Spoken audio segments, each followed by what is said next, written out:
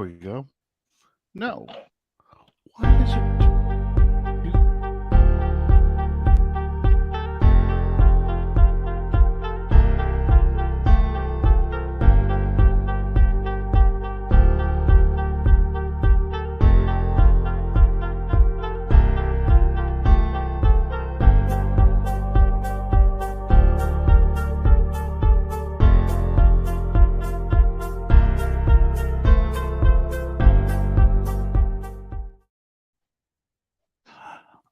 False start twice on this play. Welcome everybody to another exciting episode of Under the Dome, the post-draft edition. I'm your host, Allen Ulrich, here with Bob Rose, the sleep-deprived Bob. How are you doing tonight? I'm hanging in there, Alan. But you're right. After 14 hours of coverage over 3 days on the Bayou Blitz, 43 draft-related articles, 52 players profiled, and 83 players studied. I still feel like I'm behind on work, so I'm waiting to get caught up on sleep. I tell you what, this is the first draft in a long time that I can sit back and say, you know what, that's a good pick. I know who that is. That's a good pick. That's a great pick. And it's almost like we've always said that, you don't pick for need, but the Saints really did this year. Yeah. Except for the quarterback from Fresno State, and we'll talk about him some more in a second. Every single pick left was all need positions that they had to address in the draft. And we're still sitting there going, well, you know what? They could have got a tight end. They could have got a linebacker. So, what was your impression of the draft? How did you feel about the Saints draft in general? I felt the same way that you did, and we talked about it a lot leading up and the weeks leading up. Brendan and I talked about it a lot in the weeks leading up. That fortunately for the Saints, a lot of their positions of need, at least that we perceived, were looked at as deep positions in this draft: defensive tackle, running back, wide receiver, interior offensive line. So that's why I think that they were able to address those needs even into day 3. And when you and I talked about it a little bit before we went live, I'm feeling pretty darn good about myself as a prognosticator, because I had the Saints picking Isaiah Foskey in my first mock draft, and in my second mock draft, I had the Saints picking Kendre Miller, Nick Saldiveri, and A.T. Perry. So I mean, I nailed 4 out of the picks. With mention of Barisi as one, Baris, we're gonna continue to say that name wrong. But with mention of Baris as a potential first round pick among other defensive tackles. So I look at it, I'm really rooting for the Saints to hit this draft out of the park, because if they hit it out of the park, that means I hit it out of the park. So so I'll be sending my resume out to different NFL teams. But all kidding aside, I thought the Saints did a fantastic job of letting the draft come to them over the first 2 days, picks rounds 1, 2, and 3. Yeah, I mean, we heard that they were making some calls to try to trade up, but the board really played out exactly how they needed it to, and you, me, and Brendan all talked about that being the case in round 1, and that was even the case into day 2, and then day 3 of their 4 picks. They made trades to move up in 3 of them. So that was very Saints-like. I love the aggression in day 3, about, we think that they drafted for need, but in every single situation, it was, this is a player we really like. This is a player that we met with more than once. He's still on the board. We're going to go get him. And I thought they did a spectacular job of doing that. And even the trades that they made, none of them really sacrificed any future assets, which you, me, and Brendan all felt like was equally important, as was the players that they got in 2023. Absolutely. Because, Here was the thing that would really surprise me, because I know they wanted to trade up to go get guys, but they didn't have to, and they Mhm. weren't able to trade up. And it was a good thing because they didn't have to burn any future assets to move up to get the same guys they got at 29 or at 40 or at 71. I had said on Friday afternoon that if anything, I would have liked to have gotten 2 second-round picks and 2 third-round picks, because I thought the meat of this draft was in the second and third round. Mhm. It kind of played out that way. Um, you know, positions I'd liked that they addressed every position in the draft, but there were 2 other positions I thought that we needed to get addressed, and if we could have gotten extra picks, I think getting a tight end and getting a linebacker, that probably could have happened in that second and third round. You probably could pick up a tight end. You probably could pick up a linebacker at the end of the second and pick up a tight end probably end of the third, because Donnell Washington slid so far. Mhm. I thought he was actually going to make it to day 3 for a while. Yeah. Because the big thing that I read as that draft was going on, why was Washington sliding as much as he was a knee injury. People were concerned about that knee injury, thinking it was a significant thing, and it would probably carry over into his rookie season. And the same thing with Tajay Spears. The report came out, why is he sliding? And then right after Tennessee drafts him, you see the story come out that he's had 2 torn ACLs, and they're worried about arthritis in the right knee, and it could shorten his career to 1 Mhm. contract. So, I mean, both of them were extremely surprising, but as the news came out about their injury, it really was understandable that it slid. Why do you think A.T. Perry slid as much as he did in the 6th round? Yeah, AT spoke to that a little bit. And yeah, it was somewhat of a mystery to him. But what he said was that he was hearing that some teams were concerned about some character red flags, but he didn't know what they were. Yeah, it's a mystery to all of us. None of us had heard anything leading up to the draft. The consensus was that he was going to be a mid to late day 2 pick. And a lot of times, players in that range, it's not shocking to see them, slide early into day 3. But when he was still there at the end of round 5 and into round 6, I was in disbelief. One of the games Brendan and I were playing on the broadcast was, I was counting how many times he would mention Eno Benjamin. He started to count how many times I'd mention A.T. Perry. Other than that, Perry's measurables are very good, but he is a little bit on the lanky side. And he doesn't have that 4.3 speed. He runs a sub 4.5. Which is a former track coach. I'm telling you, that's pretty damn good for any position. But he doesn't have that elite speed that teams are looking for now. So that's automatically going to push a receiver down the board a little bit.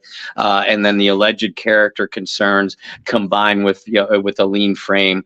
That's the only semi-logical answer that I have for it. But I think. I think he could be the steal of the draft. Now, it's difficult to say, I'm going to give the Saints an A+ for that pick, because it is a 6th round pick. And yeah, I realize so is Marcus Colston. And if you watch AT's film, and I watch a lot of it, he has a lot of Colston in his game. But it's difficult to sit here and say, the Saints hit it out of the park with a 6th round pick. We'll have to wait to see how it plays out. But I'll tell you, if you're going to point to a day 3 player, that could potentially, make an impact very early in his career. And make it into a long career, it's a player like A.T. Perry. I was looking for his stats. Here's a guy that in 2021 had 71 catches, 1,283 yards, 18.2 yards per catch, 15 touchdowns. 2022, 81 catches, Little less yardage, 1,096, 13.5 yards per catch, but 11 touchdowns. So even if you look at him and say, okay, he's not a guy that's going to go over the middle. He's not a guy that's going to really attack the seams, but as a red zone threat, as a guy who can get up on his horse and run that rail route, that 9 route, that's a guy that a lot of teams can use. Mm-hmm. I know everything's about speed, and I know everything's about Night Will. I know everything's about speed today, and everything's about the taking the 5 and 7 yard pass and taking it to the house. But this is a guy, I think, that he can fill that 4th receiver spot, and really, be beneficial, especially in the red zone. And what the hell, Robert Meacham made a living out of that. Yeah. So, I do think he's one of the great picks of the drafts. Yeah, and the thing about Perry too, he can and does run over the middle. He shields his body very well from defenders. I mean, he might not be physically, imposing, but he has a physical style of play, and the frame to add more muscle. And unlike a lot of players coming out of college, he can run a very precise full route tree. So the only thing that about his routes that have to be done is just a little bit of tinkering with the precision. It's not like he's going to have to learn a whole new route tree or expand on a route tree a great deal. So that's a big issue, working in his favor coming into the league. Now, to get Perry, the Saints shipped off Adam Troutman back to his daddy, Sean Payton. It was funny. This draft class seemed to be shedding the mistakes of the past 2 or 3 drafts that Sean Payton was responsible for. We got a defensive end to replace the underachieving Marcus Davenport, and the no-show that is Peyton Turner, and people were chanting, go ahead and trade Turner and get another pick,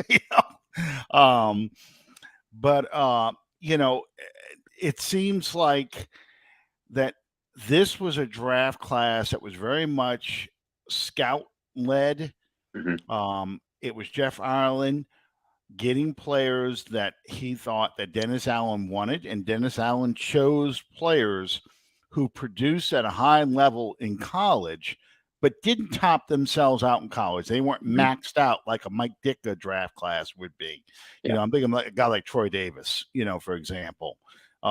Great college production, but he was pretty much maxed out in college. So, you've got a good upside on a lot of these guys. Any player that you felt the Saints probably could have taken another player or a better player instead of? Honestly, not really. But again, this is a draft that I projected 4 of 4 of the players that they ended up getting. Mainly because a lot of us, you and I included, wanted them to come out of here with an edge rusher, like you said, to make up for the loss of Marcus Davenport, and the no-show that has been Peyton Turner. So once you saw Mosley Smith go to the Cowboys 2 or 3 picks before the Saints, I did start to think that maybe they're going to go edge rusher in the first round. And Foskey, Keon White were among the names that were available. And then I forget who made the pick. Was it the Bengals just before the Saints picked Miles Murphy? Once Miles Murphy, Jacksonville. Okay. Jacksonville got him. Yeah, once the Miles Murphy pick was made, New Orleans was fairly quick to select Murphy's line mate. So I'm not going to say that I would have preferred they go edge rusher instead of Baris in the first round, mainly because when they doubled down on defensive line and they nabbed Foskey. Like I said before, I watched a lot of film on this kid, and he is a player. And unlike a lot of Sean Payton picks, at that position in particular. You're getting a player that, as you said, has already been highly productive in his college career. This wasn't a pick based off of potential. There were other players at other positions that I think people wanted them to see go in the second round. Running back, receiver, offensive line, just to name a couple. Tight end. But I think Foskey might have been the most underrated pick of the Saints draft. And then you look, when they, and like you said, we'll talk about Haener in a second, when they traded up to get Jake Haener. A lot of people obviously felt, oh, that's way too early for a quarterback, or what are the Saints doing picking a quarterback, period. There were some other directions, especially if you did want him to grab a linebacker or a tight end, because at that point in the fourth round, there were still several of them that were available. But I understand the logic behind the Haener pick, and given the fact that they traded Adam Troutman, their only blocking tight end on the roster, currently, without drafting his potential replacement, I think tells you a little bit about how Dennis Allen feels about what he has at that position already. And you could say the same about linebacker, because they passed up. I didn't think that off-ball linebacker was a very deep position at all in this draft. And once you got into day 3, especially, the only players at that position were just projects, in my opinion. So at that point, you got maybe Dennis Allen feels that they're going to be able to use Zach Bond in a way they used Caden Ellis last year, or a kid that I loved in the draft last year, DeMarco Jackson. Maybe they like him just as much, and they feel fairly confident. So, on paper, as an outsider, sure, there was a couple picks that you could say, hey, I kind of wish they would have went another direction, or these players were still on the board, blah, blah, blah. But again, I really like the value, at every single round that they got with the players that they selected. I was off. You're right. It is the Bengals took up Miles Murphy. And, I think if Miles Murphy was still on the board, there would have been a big discussion in the Saints war room. Murphy or I'm gonna keep calling him Breesy, but Bruce. I want it was like Bob Greasy, Brian Breesy. Right. That's how I look at it. But so I think there would have been a big debate over who to take first, because they liked Isaiah and they knew they could get him at 40. I think eventually they would have taken him and passed him, and we'd be having a debate about, did they pick the right Clemson guy? Mm-hmm. We talked a little bit about it Thursday night on the Bayou Blitz, after the Saints made their pick. I felt that the conversation, once Nick Underhill starts dropping names, you kind of get an idea that this is probably who they're going to go with. And then it seemed like the rest of the Saints media room was coalescing around that guy, that they felt like he was going to be there at 29. He was the guy they were going to get. They had the Ella Strong signs out already for him. They were confident they could get him at 29, and they were even going to move up probably to grab him. But on Saints Twitter, on Saints social media, people saw the flashy player, Nolan Smith from Georgia. One guy, I'm thinking of in particular, he was bitching in every single thing about the first round pick, that you passed on Nolan Smith, that we gave the Eagles Nolan Smith. We gave the Eagles Davis already because we gave away our 10th round pick. And then it was like, that was a mantra for a little while. Then people started coming out and saying, really, you want to get Nolan Smith? We'll talk about that in just a second. But where would you play Nolan Smith in this defense? This was very reminiscent about the debate that you and I had way back in, I think, in 2018, maybe 2019, over Hassan Riddick. Where was he going to play? Mhm. And Riddick is a good player. You were Mhm. right about him. But also, he has to fit in a specific kind of defense. You notice Riddick really hit his stride when he got to the Eagles, and the Mhm. Eagles use him as a stand-up pass rusher slash linebacker.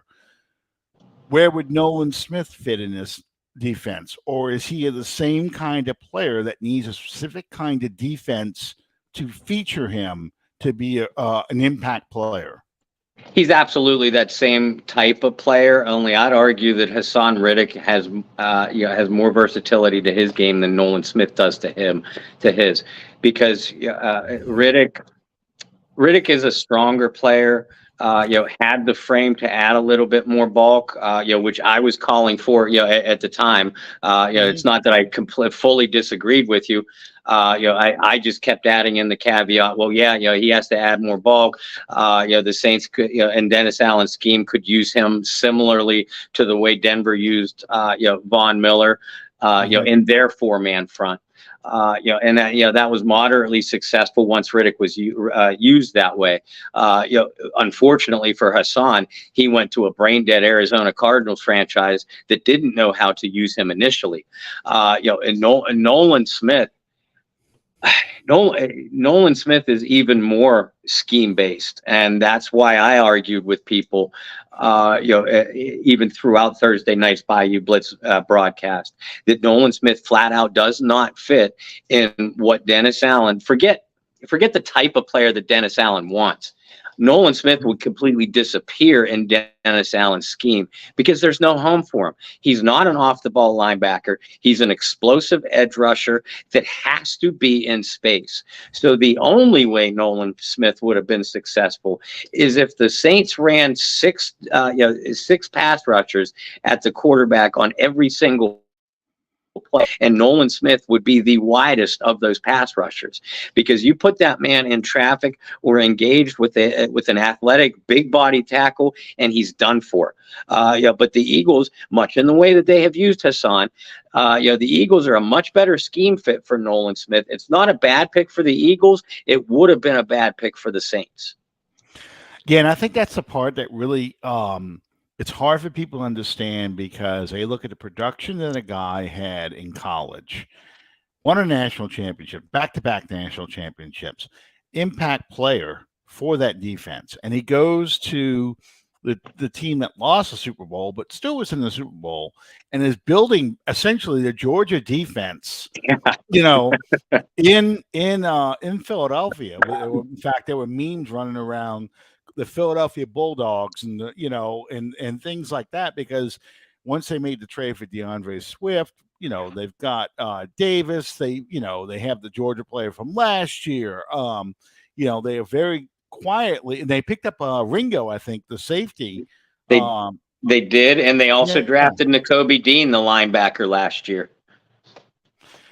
So, yeah, I mean, they are very quietly, they were saying they're building the Georgia defense and they're taking the Alabama offense and trying to build a pro team with that. And I think it's very much the case of trying to fit a square peg in a round hole for the Saints. And their response is, well, then you need to change the scheme to take.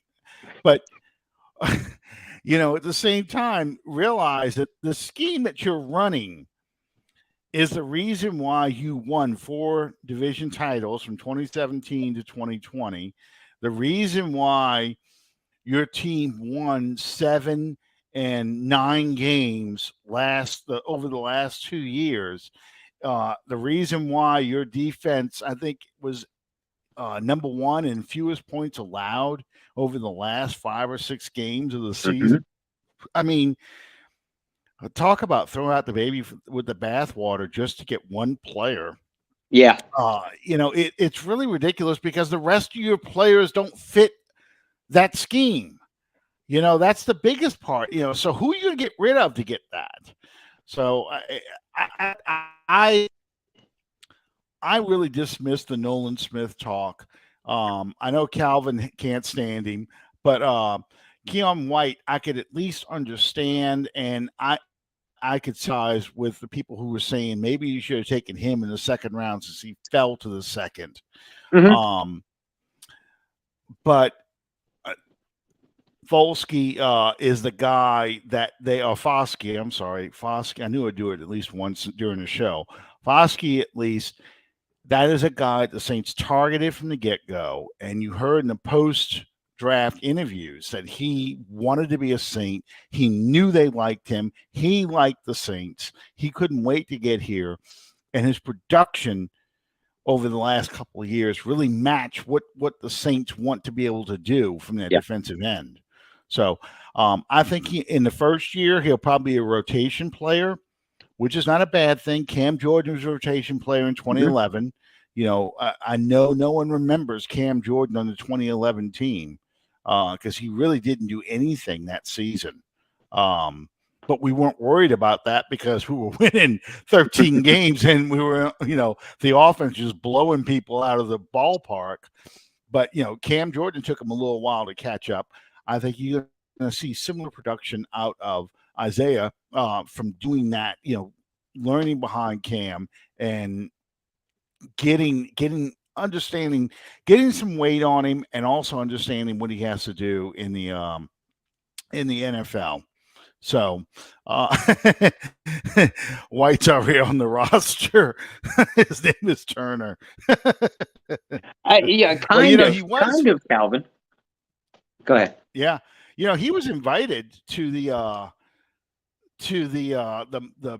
green room, you know, to be at the draft, and he was one of, I think, 3 players who did not get their name called that just sat there. The most famous, of course, is Will Levis. You know, he is sitting there, and I really did feel bad for this guy because I thought 5 quarterbacks would go in that first round, and only 3 did.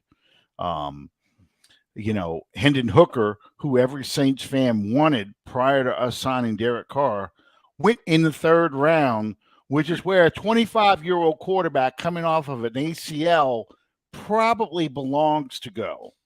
You know, you're not going to invest a really high pick on a guy like that, no matter what his production was in college.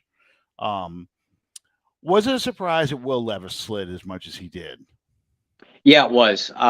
Not so much Hooker. I valued Hooker as a first-round pick. He has first-round talent, but the ACL combined with the age, which I didn't pay a whole lot of attention to. You're right. That's what drove him down. I don't know what drove Levis down. And there were stories that came out during the draft that he himself has been dealing with an injury. Is probably going to require surgery, perhaps even before he takes his first regular season snap. That's the only thing that made sense to me. Because the Raiders, I still don't think the Raiders have an answer at quarterback. We wondered about teams like at Tampa Bay, Tennessee. Who ultimately did pick him. And maybe Detroit, Minnesota, would look for a developmental quarterback to take over in the next year or so. So it's situated. Washington, you didn't know what Washington was going to do at quarterback. Mm-hmm. So it's situations like that. And the fact that quarterbacks are always overdrafted, that made you truly believe that Will Levis was going to go. It didn't surprise me that he slid, but it did surprise me that he slid completely out of the first round. I figured for sure that there would be some kind of trade movement in the mid to late teens or early 20s to get him. And that was probably my biggest surprise out of the first round, was the fact that didn't happen. Yeah, I think if the Saints draft board would have gone sideways, if they would have seen a lot of the players they had targeted in the first round, including Brucey, going earlier in the draft, and they were left with guys that they felt like were more second-round talent, I think there would have been a discussion that, maybe we take a shot at Levis. We have Carr, but he's the highest rated player on the board. We'll take him, develop him for a couple of years, and then, Carr does have essentially a 2-year contract. Mm-hmm. It's 4 years, but they've got an option after 2 years. If isn't the answer to jettison him. So that would have been really interesting. And I talked about that a little bit on the Bayou Blitz draft night, as I said, man, Tampa didn't take him. You know, if he gets past Minnesota, do we start thinking about it? And Dennis Allen did say they discussed it. It was a possibility. But of course, they had their need player much higher than Levis, who was a want kind of player, not a need player. Oh, Calvin's brutal. You know, I like that he went to Tennessee because he played in Kentucky. So you're playing close to your your hometown, even though he's not from that area. That you're still playing in an area where you can draw the fans from Kentucky to come see you play. So let's talk about Horner, the Saints quarterback. Picture surfaced, if you want to feel old. Picture surfaced after the draft of a 9-year-old Jake. Is it Horner or Herner? Haener. Okay. Yeah. Jake Haener, wearing a Reggie Bush jersey, 9 years old. I remember them running out of Reggie Bush jerseys in 2006 because he was so popular. Now I see somebody who is a little kid from that draft year, 2006, and it's almost as bad as when the Saints drafted Will Clapp, and he graduated high school with my son, Brother Martin. So it's just, you feel that age. Haener was a guy that a lot of fans probably didn't even know existed. They looked at a guy like Bennett because, of course, of Georgia. They looked at some of the other guys that used quarterback, the BYU quarterback. I've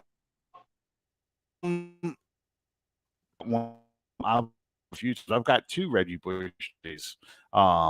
I've got that one, the one with the state emblem on, and I also have one that's a throwback, the old 67 style jersey. Kind of describe Haener. What kind of quarterback is he? Is he a guy that is probably going to be a career backup, or is he a guy that actually has a chance to do something? Because I saw a lot of Ian Book comparisons, and I totally disagree with that. I disagree with it too. I mean, that short-sighted and lazy comparison. Haener is built. Has a physical stature similar to what Ian Book does. He stands 6 feet, and that's the official measurement, which means he's probably shorter than that. But I'm not worried about his height. He's not a slightly built young man. He goes about 207. So physically he looks like he could withstand the pounding of today's NFL. But outside of that, that's where the comparisons to he and Ian Book should stop. Right there is the physical stature. They each have average arm strength. But Haener's arm is stronger than Book's. Haener can make all the NFL throws that are going to be necessary. Book, and this was the prognosis of him coming out of Notre Dame, that Book was going to be very limited, arm talent wise. I don't think Haener is. You won't see Jake make a lot of plays with his legs as far as taking off and running with the ball. And what I saw was a player whose accuracy can get a little bit inconsistent when he's forced to throw on the run. But outside of that, he's an extremely accurate thrower. He throws with good anticipation. As the saying goes, he throws his receivers open. He has the good enough mobility to slide away from pressure in the pocket. And in my opinion, his mechanics and his release might be the best in this quarterback class outside of maybe Bryce Young. He is that good with his mechanics, his technique, and his release. And other than that, again, unlike Ian Book, Jake Haener will beat defenses before the snap is even made. He makes outstanding pre-snap reads and adjustments. When the ball is in his hand, he very patiently works through his progressions. He doesn't panic with pressure around him. He stays in the pocket looking to make plays. I think Jake Haener has a decent shot, at having an actual NFL career outside of a backup position. It's funny because on day 3, just before it starts, they ask and I watch the ESPN analysts, but just before it started, they asked each of the analysts to talk about 3 guys that you really like in the draft that's still on the board. And I think it was either McShay or it might have been the guy from College Game Day, not the guy who was hosting on ESPN, and I can't think of his name, and I can picture him. Fowler. Mm-hmm. I think it was Fowler. I don't remember who it was, but I want to say it was McShay. Listed Haener as one of his guys to watch, that should get drafted today. And one of the stats he threw out there was that when he was hurt, they lost every game that Haener was at Fresno State. When he came back, they went 5-0. So to me, he's a winner. He's a guy that can will his team to win, an under-talented team to win. And, if he doesn't turn out to be anything more than a backup quarterback, who cares? Right. I laughed because I went after some people on social media about this. I said, let me get this straight. You guys get mad when the Saints sign an Andy Dalton, an over the hill former starter. You gave him money. Why is he on the roster? Then you get mad when the Saints sign a career backup guy. That why we have a guy like him on this team. Where are you supposed to get your backup quarterback from? Right. Where are you supposed to get the Taylor Heineke, the Gardner Minshew? The guy that can come in and play if your starter gets hurt. He's not your long-term answer as a starter, but he's a guy that comes cheap. If he doesn't work out, you blew a 5th-round pick. Who cares? Mm-hmm. It's not a lot of money. And you have a chance 3 years to see what this guy can do. And I think he has a greater upside than Book. I wasn't mad about the Book pick, honestly, because it's a 4th-round pick. Who cares? People think that you got to get every single draft pick has to not only be a guy that's going to play, but a guy that's going to be a starter. Yeah. And you really want guys that are all pros. I'm sorry. You're not going to get a Marcus Colston every time. You're not going to get a Zach Strief. You're not going to get you might get a punter, in a 5th. You're not going to get a Carl Nix. You're going to get a lot of guys that probably aren't going to make an NFL roster. It's not a crime. It's a bigger problem when you miss on the 1st and 2nd round. Yeah. That's a problem. But if you miss on a 6th-round pick, you miss on a 5th-round pick, it's not the end of the world. So nope, not at all. And you look at it this way too. And I saw someone ask about about Stetson Bennett, who went the pick right after Haener did. Mm-hmm. The Saints not only liked Haener well enough to pick him, they traded to get him. And they saw something that a lot of other people didn't. Because right after Haener was picked, I believe Brendan and I figured out that something like 7 quarterbacks went over the next half round, with Haener kicking that off. And a lot of us, you and I included, talked about the strong possibility that the Saints would look at a quarterback in day 3 if they saw someone that had the traits to fit the system that they ran.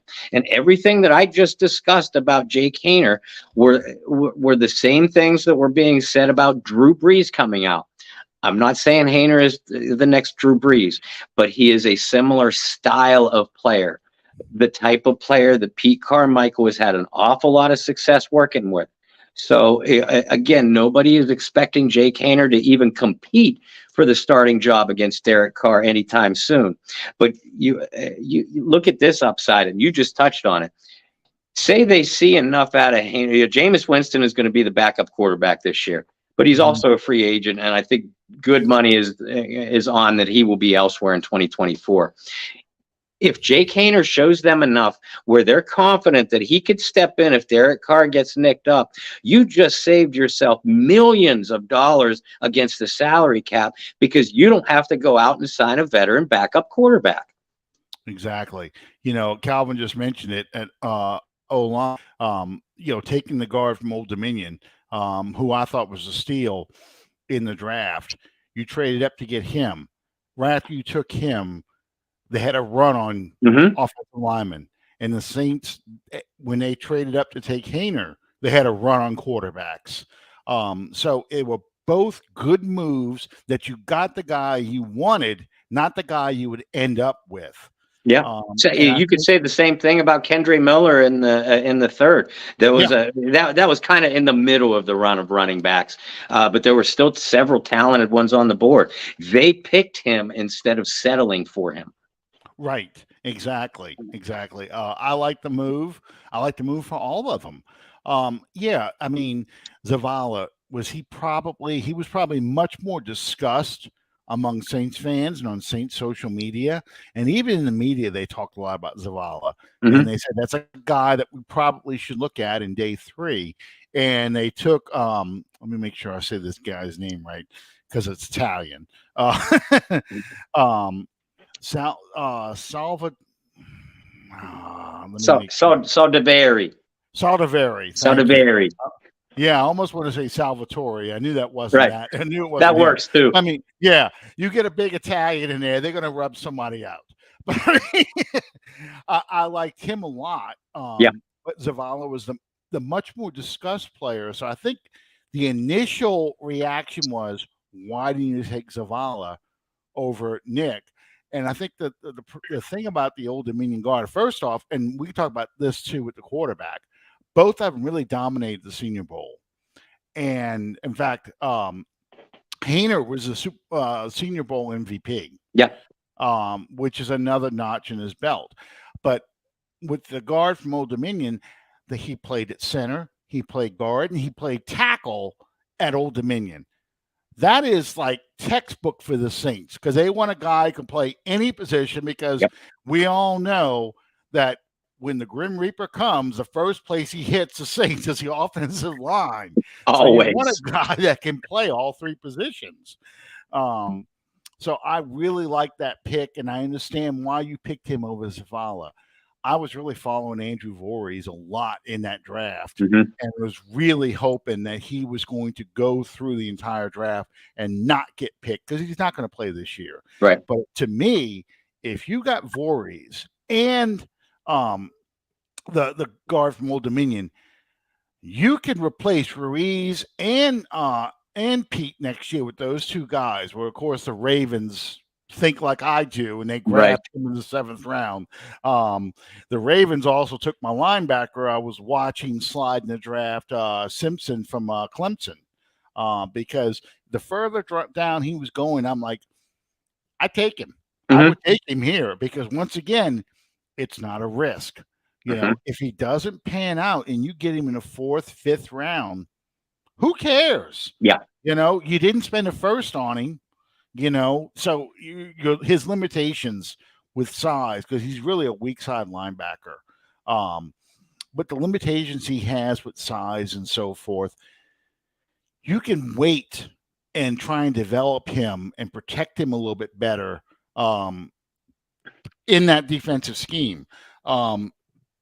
So it didn't bother me at all. I was disappointed we didn't get him. There was a couple other guys I was watching late in the draft. I was hoping to get, and eventually they got picked. When you start throwing names at the dartboard now, and you're grabbing guys just because you know the program they came from. Mm-hmm. One of the quarterbacks, I wanted to touch on this real quick before we talk about the 2020 draft, because the reason why I want to talk about the 2020 draft.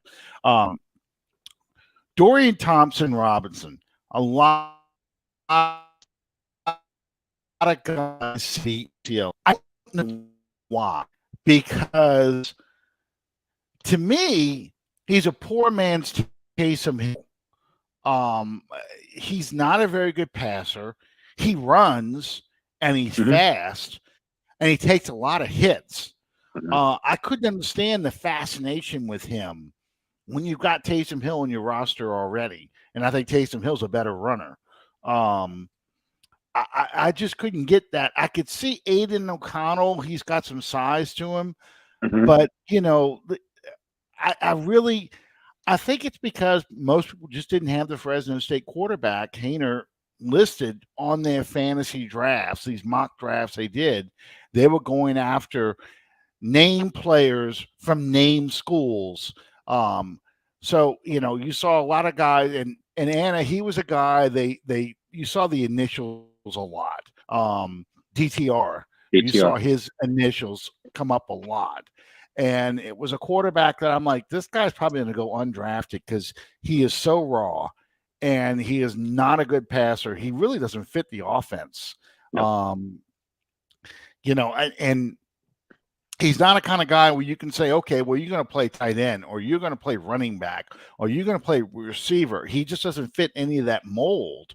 So to me, that would have been a wasted pick. But if that kind of felt like a Sean Payton pick, you know, if Sean Payton's going to go for a quarterback, that's the guy I'm going to go draft, you know, whereas Haener much more fits him more like what the Saints like to run.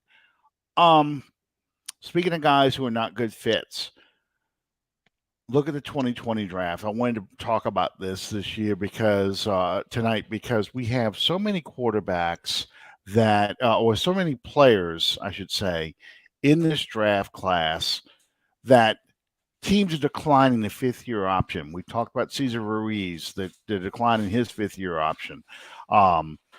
They declined the fifth-year option on Isaiah Simpson. They declined the fifth-year option on Chase Young. Fifth-year option, I think, there was one other one I wanted to mention before. Who was it now? Okudah wasn't eligible for a fifth-year option because he got traded, but yes, that was unlikely. Traded. Yeah, he got traded. Yeah, I thought there was one more that declined the fifth-year option on, but it'll probably come to me later on. But you know, then you look at guys. Well, Henry Ruggs is in jail. I mean, Jerry Jeudy was tangled as trade bait by Sean Payton for a while. Jalen Reagor is a bust. That was driven by the Eagles, drafted by the Eagles.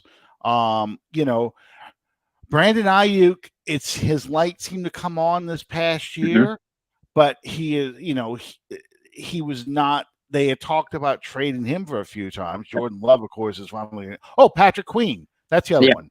Patrick Queen is the Ravens declined his fifth year. So I guess what I'm getting at on here, of course, there's some big hits on here. Justin Jefferson, Joe Burrow, Justin Herbert. Herbert Saber. I knew I was going to do that. Justin Herbert, Tristan Wirfs with the Tampa Bay Buccaneers. You know, CeeDee Lamb. Obviously, they did hit some you know hits, but it seems like C.J. Henderson's been traded already. You know, it seems like there's a lot of guys that just they weren't just misses; they were bad misses in the first round. Do you think that was probably because of COVID that year? Because you didn't have the combine, you didn't have a lot of pro days. Yeah, that COVID played a huge part. And like you said, the combine was canceled. Most pro days were canceled. Visits were limited to virtual visits for the most part. And yeah, I remember on draft night. Brendan and I did the live coverage, but we also had Kyle Mosley with us, and Mike Detillier was with us for most of that night. And in regards to the Saints pick of Cesar Ruiz, we talked about other teams picking too. Mike said this more than one time on our telecast, that the teams are going with what they view as safe picks, because you weren't going to see many reaches, not in the first round, because teams didn't have a chance to visit, or do medicals, with their own staffs and things like that. So teams were going with safe positions, outside of the short thing. Like, you knew Justin Jefferson was going to be a star even as late as he picked. You knew Joe Burrow, Justin Herbert. You knew they were going to be stars. Same with Wirfs.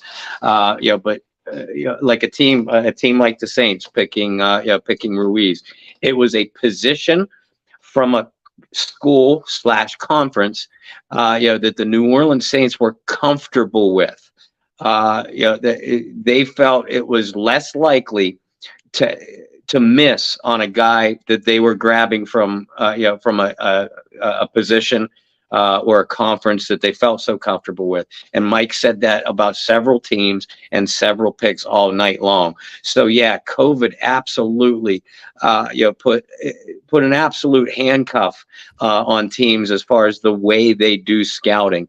Every single one. I mean, a lot of teams have many of the same philosophies when it comes to scout, how they look at players. But no team could do anything that year. That everybody was handcuffed because of COVID. And the reason why I bring this up is because they're really beating up the Saints for their 2020 draft. I mean, you look at Ruiz, you've got Zach Bond second. They just traded out in Trotman, and they traded all their picks away to move up to get Trotman, and then they traded just to essentially troll the Panthers. They traded to go get Tommy Stevens. Well, Tommy Stevens ended up being a bust as a tight end. He was with the Panthers for a little while. Now I think he's in the CFL. So you really got nothing out of that draft class. You've got Ruiz, who finally had his first good year last year and then got injured.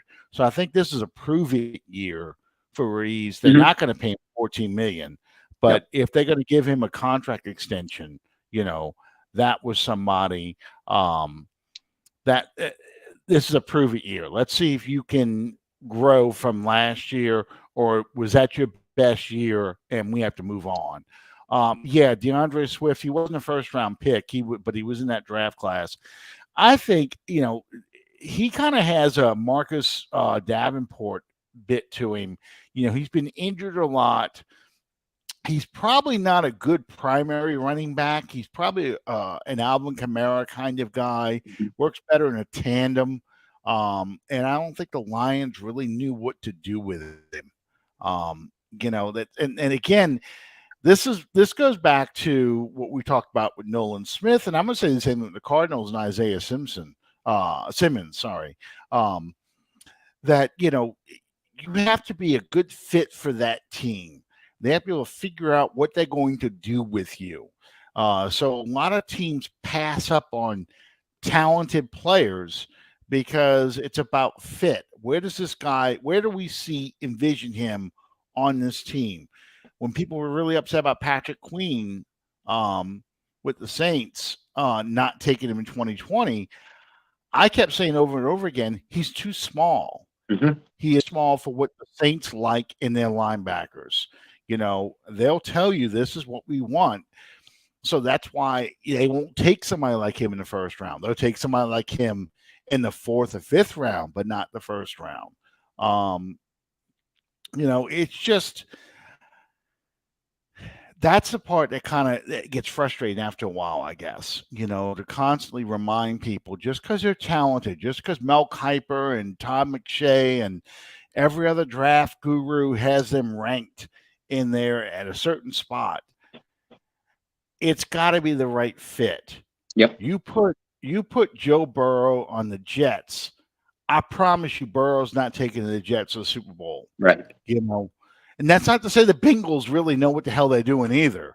But the Bengals at least were able to double up and get him help. You know, the Jets probably give Joe Burrow. They get Joe Burrow, then decide they're going to draft defense and not give him receivers, or we'll give him a receiver. But we're going to give him a slow, small guy. You know, so. And we're not going to draft offensive linemen to help him out. You know, we're not going to give him a running back. So it's about having a good fit for where this guy needs to go to become a productive player. And then in 2020, the Saints needed a guard. Or an interior blocker after that disaster that we saw during the Minnesota playoff loss. Then you look at Bond. Yeah, Bond was a tweener, but he came from a school, Wisconsin, and a conference, the Big Ten, that the Saints have always had a lot of success with and feel very comfortable going to. Troutman. Troutman was a tight end from Dayton, a small school, but had played very, very well at the Senior Bowl before COVID had shut everything down. So they already saw, and we already know the Saints love good performers from the Senior Bowl anyway. So that made sense in that pick. I guess looking on paper, Tommy Stevens. They had success with Taysom Hill. They thought that they might be able to utilize some of Tommy Stevens' athletic traits. So in a nutshell, that explains at least Sean Payton's logic behind the 2020 draft. Exactly. And the disappointing thing for me with Trotman, because I wanted to talk about this for a second. Trotman said that he was upset that they pretty much limited his blocking. I felt that he did it to himself. He showed he was very limited in pass catching. And I think they thought they were getting a more complete tight end, a guy who could catch the ball very well and block. Instead of just having a guy that could line up outside the numbers, a guy that can line up outside the numbers, they thought they could get a guy that was really going to be a productive inline tight end, kind of a Josh Hill, not a Jimmy Graham, but a Josh Hill, Benjamin Watson kind of tight end, a younger Benjamin Watson kind of tight end. And that's why they traded up for him. And it turned out he just was not a good pass catcher. Speaking of pass catchers, the guy I wanted the Saints to take in the first round, looking back at this first round draft, the guy I wanted the Saints to take instead of Caesar Ruiz, and I kept talking about him in the first round, was T. Higgins, the receiver from Clemson. I thought he fit the Saints to a I can't believe I'm going to say this pun, but to a T, because I thought he was a big physical receiver that fit with what the Saints like to do. He could block and catch the ball. I liked him probably more than almost any other receiver in that draft. And, of course, he went to the Bengals at 33, which is one of the reasons why Joe Burrow got the success he got in 2021, 2022, because he had gotten receivers like T. Higgins, like Jamar Chase, to really build his offense around. So what do you think is going to happen with Ruiz? It's a prove it year, like you said before. And this is what I said in my article on the Saints News Network about the Saints not picking up his fifth-year option. Doing so would have cost the team $14.1 million against the cap. And that's straight cap. You can't juggle fifth-year option finances at all. It's just it either is or it isn't. Which is another reason why we see a lot of other teams passing on fifth-year options. That doesn't mean Cesar Ruiz is not going to be a Saint in 2024. It does mean that that he's going to have to prove. I mean, of his 3 years, he's had one good year, and the other years were bad to awful. There was not even mediocre sprinkled in there. So he's obviously trending in the right direction, but I think Brendan is the one that mentioned this. It might have even been you, on draft night and during round one, that Ruiz has just recently been able to put his shoe on without a walking boot. So, is he behind schedule on his recovery? We don't know. All signs point to him being ready for training camp, but the Saints are certainly not going to spend $14 million on a player who might not be ready to start the season. The Saints are not going to spend valuable cap money on a guy that might not continue to progress in the direction like he did in 2022. If he comes out of the gate strong, Ruiz does, they could always double back and try to negotiate a long-term deal with him during the year. They successfully pulled that off with Eric McCoy last year when a lot of people didn't think they would. So it's still possible to bring him back, but it's not going to be at that high salary cap. So it didn't surprise me that the Saints didn't pick up the 5th-year option, but the position in general concerns me when you talk about the pending free agency of Ruiz, pending free agency of Andrus Peat, along with not Ruiz, Throckmorton and James Hurst are also on expiring contracts. So they drafted Saldivari with the idea that he's going to be starting in 2024, but that's only one of the 2 spots that are going to need to be addressed.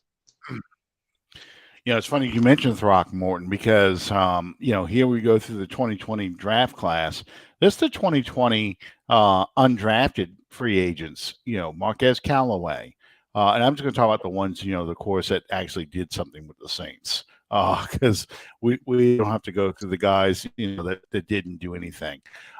Blake Gillikin, the punter, Juwan Johnson, the receiver who they turned into a tight end, Tony Jones, and Malcolm Roach, all guys, and Calvin Throckmorton, Calvin Throckmorton. So, these are all guys that made the Saints roster, actually played, did things on the Saints roster, weren't just warm bodies. So do you want to say that the 2020 draft was a bust? I don't know, because you gotta have to count the undrafted free agents in there to an extent, because it's like I'll go back to the days when there was 12 rounds in the draft. I can even go back to the days when it was 17 rounds. You look at guys like, of course, Danny Abramowitz in the 17th round. But, when it was 12-round draft, you had guys like Jim Wilkes in the 12th round. You had Hokie guys on the 10th round. Guys that actually did. Eric Martin was a 7th-round pick. Mm-hmm. He wasn't Mr. Irrelevant. He wasn't down that low, but he was still a 7th-round pick. You have a lot of guys in those later rounds that are really essentially undrafted free agents today. So let's look at this undrafted class real quick. Who do you really like in this undrafted free agent class? Did I lose you, Alan?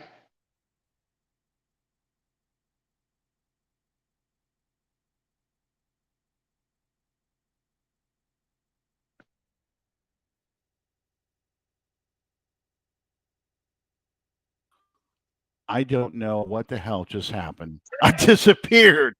But my question is, who do you really like in this undrafted class that you think could really do something this year? Not necessarily this year's Rashid Shaheed, but to be a guy like a Calvin Throckmorton or a Malcolm Roach, that could probably have an impact on this team. We joked before we went on there, that one of the reasons why I am sleep deprived is I did all that work, all that pre-draft work, and then the Saints, their entire undrafted class were all guys, every single one of them, guys that I had done absolutely no research on. So I had to hit the restart button and watch film all over again for the last 3 days. So I'm still getting caught up on some of the film work. A lot of the guys, and I released a piece this morning on Anthony Orji, the linebacker from Vanderbilt, who I think has a real good chance at sticking. A Tulane linebacker, Nick Anderson, they also signed. He's coming out on the. Did a piece on him. I'm publishing it on Saints News Network tomorrow morning. Excuse me. So I'll start with those two guys. Anthony, undersized, 6'1", 230, but he's ultra aggressive on every play. He is the kind. He's gonna be a camp darling because he's that guy that flies all over the field, makes these bone crushing hits. Just attacks on every single play. And he does have decent coverage instincts. What he's going to have to fight against is his over aggression being used against him. So he'll have to stick around by proving that he can remain disciplined while still being an aggressive playmaker. Obviously, it goes without saying, any undrafted guy that's going to make this squad is going to have to turn heads on special teams.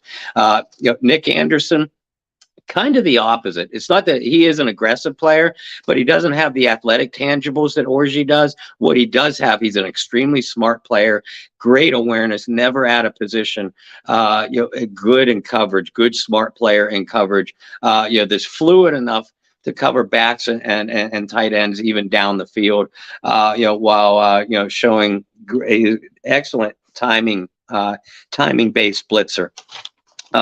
See you guys talking about Malik Flowers. They just signed him from Montana. Kid averaged almost 30 yards per kickoff return, 7 kickoff touchdowns. So when it comes to a returner, that's always a guy to keep an eye on for the New Orleans Saints. Outside of that, I'm just starting my film watch on Shaq Davis and Cy Barnett, so I'll have to get back to you on that. Mark Evans, the lineman that you had mentioned earlier, comes from Arkansas Pine Bluff. That's where some guy named Teron Armstead came from. So not only is that a mini pipeline, but the Saints, as evidenced by a draft pick of an Old Dominion offensive lineman, they feel really confident about linemen coming out of small schools. They are not unfazed by that at all.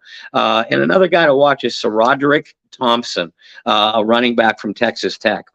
I know they just drafted Kendre Miller, and I think Miller is going to be a really good back for them, but you're still facing the prospect of a lengthy suspension to Alvin Kamara and unproven, and I love you, Brendan Boylan, but an unproven Eno Benjamin. Sir Roderick Thomas has a real chance to make some noise on this roster. He's a bigger back, 6 feet, 207. But a good size speed combination that runs really competitive between the tackles. He has agile feet, so he could give you that quick cutback. The thing that I want to see from him, kind of the same knock I had on Tony Jones coming out. Where Tony Jones, I said this about Tony at the time, Tony runs with a lot of power and authority between the tackles, much like Thompson does. But Tony's problem was sometimes he forgot he was a power back and thinks he's Barry Sanders before he gets to the line of scrimmage. I saw a lot of the same things out of Sir Roderick Thompson. Texas Tech plays a very finesse offensive scheme anyway. They like to spread it out.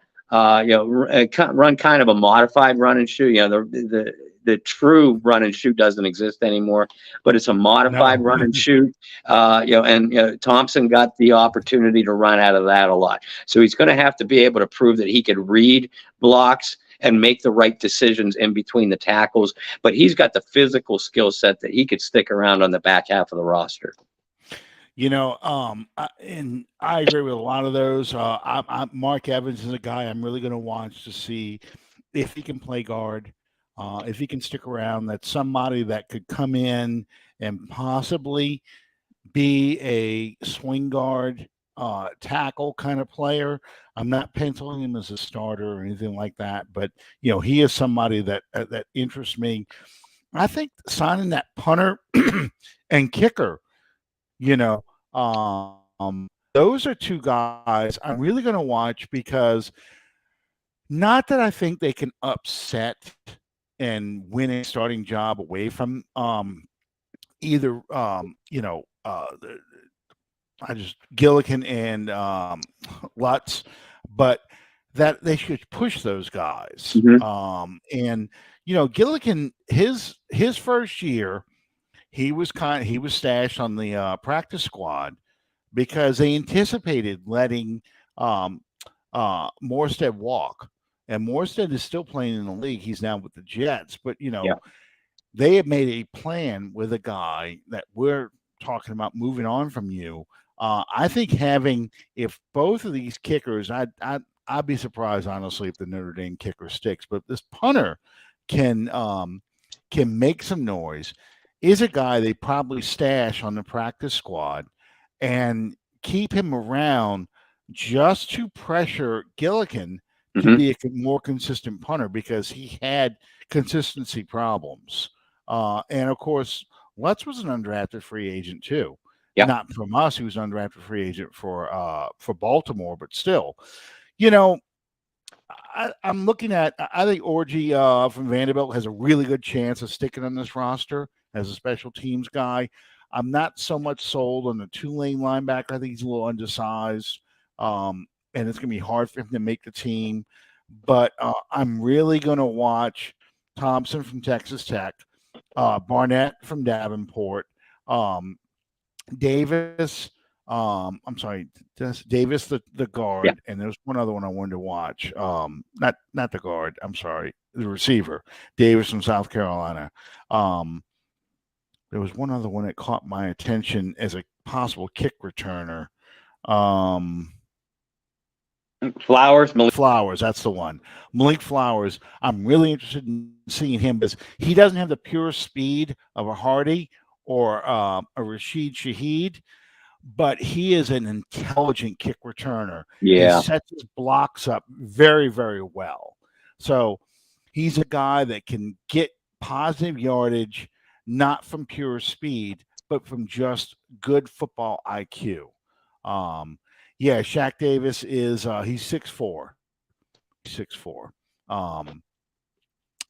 But yeah, he's a guy that, let's see what happens. I think that Davis possibly and probably A.T. Perry are going to be two guys in mini camps when they're running shorts and T-shirts who are going to get all the ooh and ahs because they're big and they catch the ball, they high point the ball, but nobody's hitting them.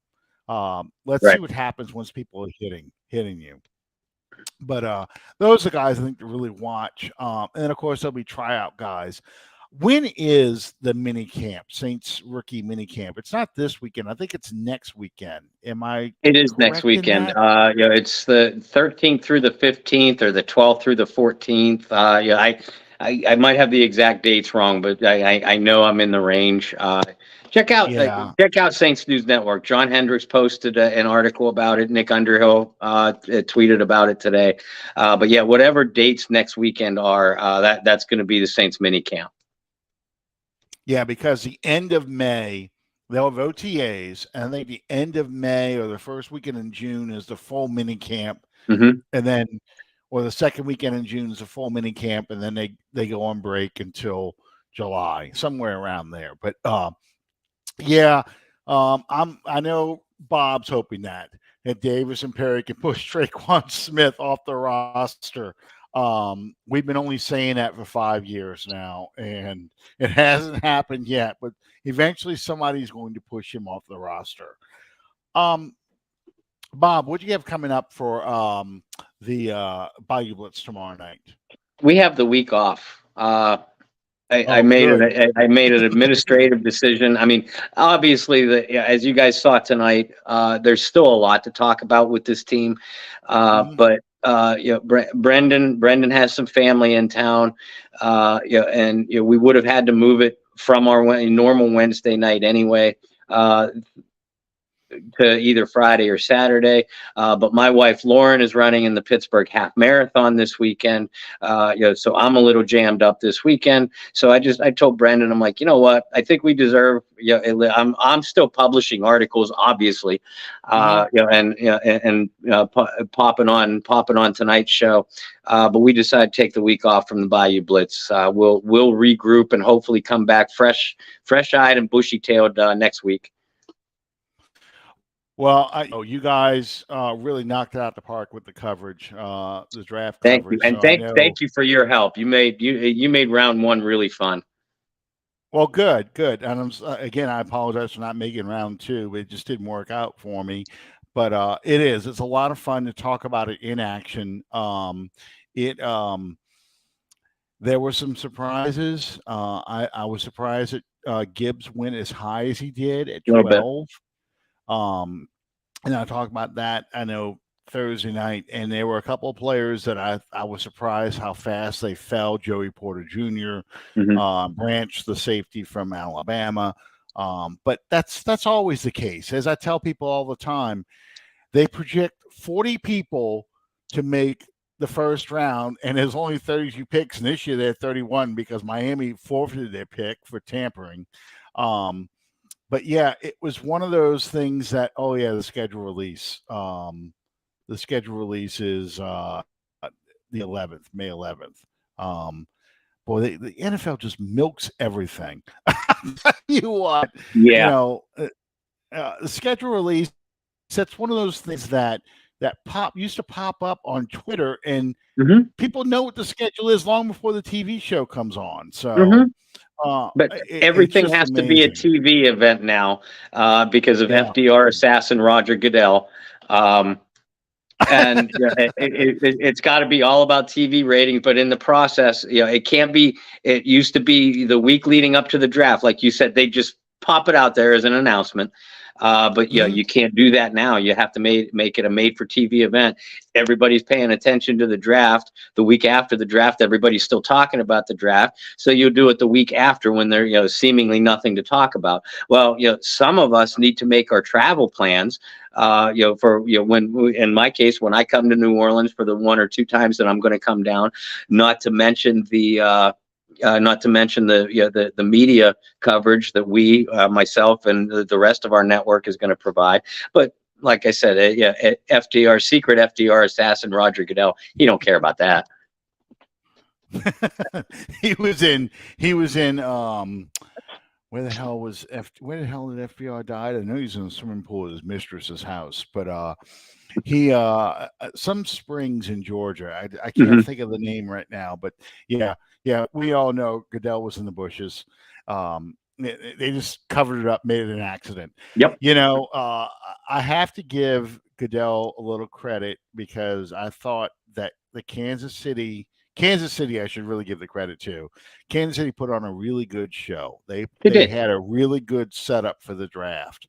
And my dad kept looking at it like, they'll never come to New Orleans because they don't have a place like that where they could all just spread out. I'm like, they may one day. They could figure out something. But it really looked good for the draft. And I had made a joke on Twitter that I would pay a kid money for his Make-A-Wish Foundation to go on there, and he is ostensibly going to read the Saints' second-round pick. But first, he goes on a 5-minute tirade blaming Roger Goodell for the 2018 NFC Championship game no call. And then turns to Goodell and says, "It's your fault. You broke my wish. That was really my wish that the Saints would go to the Super Bowl, and you ruined it."